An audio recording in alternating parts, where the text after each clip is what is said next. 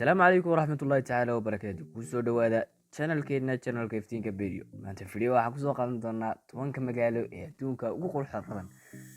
Fadlan intaan guda galin barnaamijkeena maanta, fadlan subscribe noo saar, gambarada kana taabo si aad noola socotid. Waxaan soo dhigno magaalada tobnaad waa magaalada Sydney, waa magaalo ku taala dalka Australia, taasoo ku caan ah qurux iyo xeebo boqolaal ah oo loo yimaado si loogu raaxaysto iyo boqolaal beero xayawaan ah. Sydney saan malaynayo waa magaalo qurux badan sida sawiratan aad ku aragteen halkan.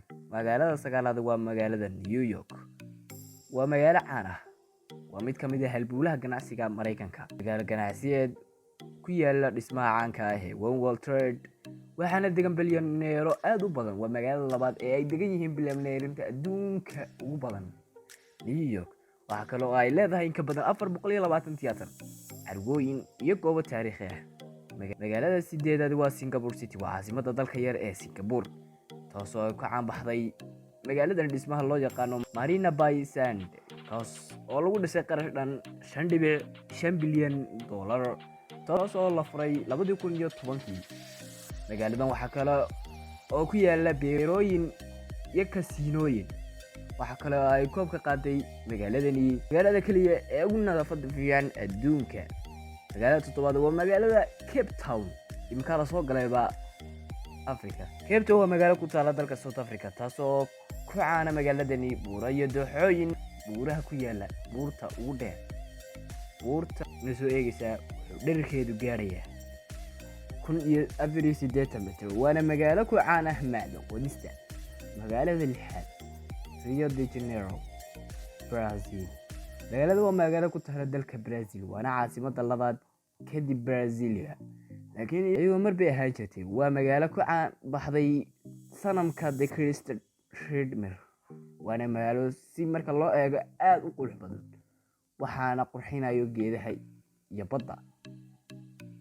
magaalada shanaad Istanbul, Turkey.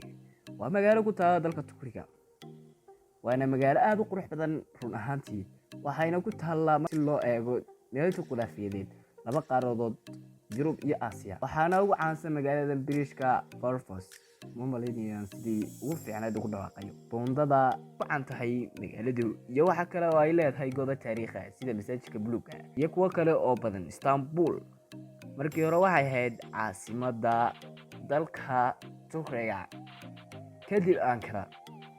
magaalada afraad Florence, Talyaaniga. magaaladani waa magaalo qadiimi ah oo ku taala dalka Talyaaniga, kaas oo aad ku arki kartid xusuusihii dowladda Uzi.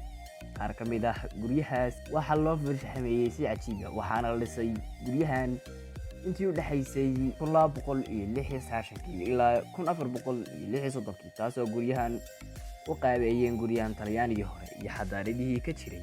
magaalada saddexaad waa magaalada Budapest, waa magaalo ku taala dalka Hungary, waana magaalo xadaarad dheer taasoo ku caan baxday carwooyin dhaqameed, taasoo baarlamaanka Hungary ay ku yaalaan magaalada Budapest, dhismaha baarlamaan ee saddexaad ee adduunka ugu weyn, taasoo ka dhigtay taasoo dhererkeedu ahaan yahay gidaaradiisu 268 mitir, balaacna 123 mitir, waana dhismaha ugu weyn Hungary, waxaana ku taalla magaaladan kiniisadda Yuhuudda ee ugu weyn qaaradda Yurub. ugu dambeyntii, Hungary waa meel aad u qadiimi ah oo qurux badan. Paris tani waa magaalo ku taalla dalka France, waana ilaha dhaqaale ee ugu weyn Faransiiska, waana magaalo ku taalla meel qadiimi ah, waxayna magaaladan ku caan tahay towerka weyn ee Eiffel Tower, taas oo uu naqshadeeyay Gustave Eiffel, taas oo uu yahay dhererkeedu 300 mitir, waxayna leedahay wiishash iyo tiraantooyin dadka kor u geeya dusha taaladan.